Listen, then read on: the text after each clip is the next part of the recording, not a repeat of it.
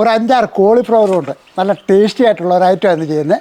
ആദ്യം വേണ്ട നമുക്കിതൊന്ന് അടത്തിയൊക്കെ എടുക്കട്ടെ. ഇപ്പം നമ്മൾ ഇതേപോലെ ഒന്ന് അടത്തി എടുത്തിട്ടുണ്ട്. ഒരല്പം മഞ്ഞൾപ്പൊടി ഇട്ടാണ് ഞാനിത് കഴുകിയെടുക്കുന്നത്. മഞ്ഞൾപ്പൊടിക്കകത്ത് ഒരല്പം സമയം കിടക്കട്ടെ. ഇനി ഇത് വേറെ പാത്രത്തിൽ മാറ്റും. ഇത് നല്ലപോലെ കഴുകി ഒന്നുകൂടെ ഒന്ന് വൃത്തിയാക്കിക്കൊണ്ട് വരട്ടെ. ഇനി നമുക്ക് ഈ പാത്രത്തിൻ്റെ അകത്തോട്ട് കുറച്ച് വെള്ളം ഒഴിച്ച് ഇതൊന്ന് തിളപ്പിച്ചെടുക്കണം. ഒരല്പം മഞ്ഞൾപ്പൊടി ഈ തിളയ്ക്കുന്ന വെള്ളത്തിലോട്ട് ഇട്ട് കൊടുക്കുക. ഒരു ലേശം ഉപ്പൂടെ അങ്ങോട്ട് ഇട്ട് കൊടുക്കുക. ഈ കോളിഫ്ലവർ ഇതിനകത്തോട്ട് ഇട്ട് കൊടുക്കുക. ഇതേപോലെ നല്ലപോലെ തിളച്ചതിന് ശേഷം അടുപ്പങ്ങ് നിർത്താം. ഇതേപോലെ ഒരു കിഴുത്ത പാത്രത്തിലോട്ട് ഇട്ട് കൊടുക്കും. ഇതേ ചെമ്പത്തിനകത്ത് തന്നെയാണ് നമുക്കിതിനാവശ്യമുള്ള കൂട്ടൊക്കെ റെഡിയാക്കുന്നത്. 1/4 പാത്രം മൈദ അങ്ങോട്ട് ഇട്ട് കൊടുക്കാം. ഇതിനൊരു 1/2 പാത്രം കടലമാവ്. വറുത്ത അരിപ്പൊടിയാണ് ഇത്. 1/2 പാത്രമുണ്ട്. ഇതിൻ്റെ ഒരു 1/4 പാത്രം കണ്ടെടുത്താൽ മതി.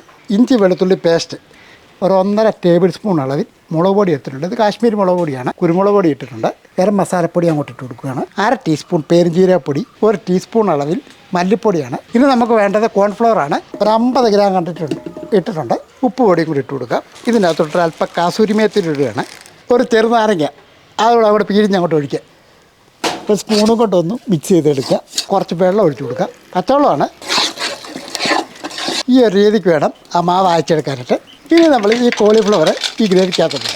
അപ്പോൾ ഇത് നല്ലപോലെ കൈ കൊണ്ട് തന്നെ നല്ലപോലെ മിക്സ് ചെയ്തെടുക്കുക.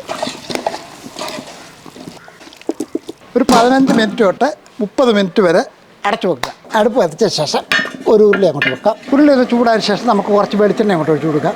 ഇനി നമുക്കിത് കുറേശ്ശായിട്ട് വറുത്തെടുക്കാം.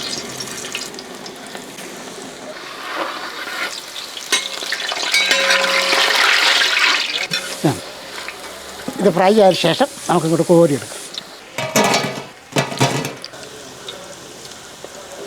ഇനി ഒന്ന് ഇളക്കി രണ്ടാമത്തെ റെഡി ആയിട്ടുണ്ട്. ഇതേപോലെ തന്നെ നമുക്ക് ബാക്കിയൂടെ ഒന്ന് ഫ്രൈ ആക്കിയെടുക്കാം. ഇതിനകത്തോട്ട് കുറച്ച് കറിവേപ്പില തണ്ടോടുകൂടി അങ്ങോട്ട് കിടക്കട്ടെ. കുറച്ച് പച്ചമുളക് കീറിയത്.